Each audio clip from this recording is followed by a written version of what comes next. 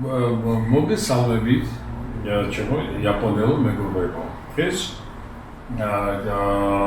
მე და ჰიტომი გავაკეთებ ქართული სუპი, რომელსაც ქვია ჩიხირტვა და ეს იყო პირველი ცდა და მე იმედი მაქვს, რომ ჩემი იაპონელ მეგობრებს ეს გამოაგებათ შემდგომში რეცეპტი, რომ გააკეთონ გემრიელი ქართული სუპი.